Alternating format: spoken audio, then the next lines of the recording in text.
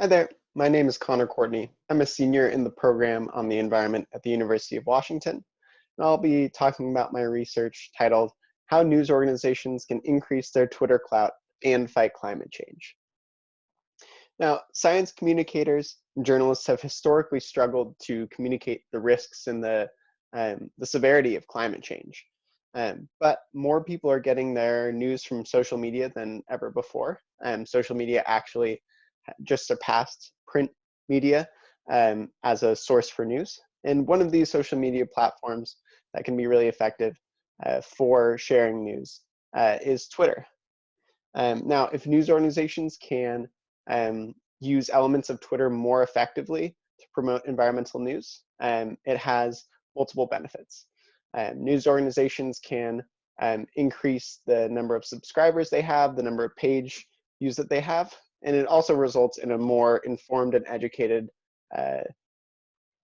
number of citizens about climate change. So I interned at the Environmental Protection Agency, Region 10, as the General Communications intern. And here I really saw the power of social media. Region 10 has one of the most impactful Twitter presences of any of the EPA regional offices. And so it's really cool to see how much an effective Twitter account can impact an organization's reach. So I researched the format of tweets from news organizations and how those formats impacted audience engagement. So I conducted 3 expert elicitation interviews with audience engagement experts at the New York Times, the High Country News, and Crosscut. And I observed formatting and decision-making patterns in those audience engagement experts' work. I also used the program Twitonomy to analyze 10 different environmental news organizations' Twitter accounts for successful formatting choices of things like links, hashtags, app mentions, things like that. What I found was that there are 4 pretty concrete ways to increase engagement.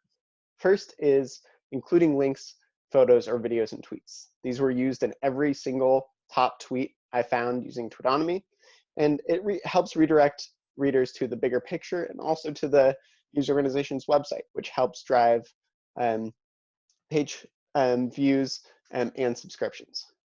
Another way to increase engagement is posting content multiple times with different captions. This can be throughout the same day, it can be throughout the same week, throughout the same month. This tailors tweets to commuting hours, to times where there's time for longer reads like weekends. Audience engagement experts universally agreed that this was the best way to increase engagement. You can also use hashtags and at mentions. So these are embedded formatting choices in Twitter's platform.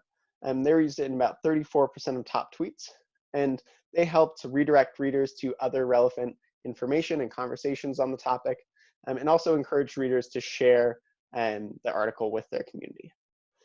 Finally, using statistics and quotes can also help drive engagement. Quotes and statistics help draw readers in, and they give them a sense of how this fits into the bigger picture. So the next steps and the implications of this research is that there's no one-size-fits-all approach. These accounts had a range of styles and formats, and they were successful with these different ranges. So even if you don't use hashtags every single tweet, you can still be successful. Just because you're not using app mentions, you can still be successful.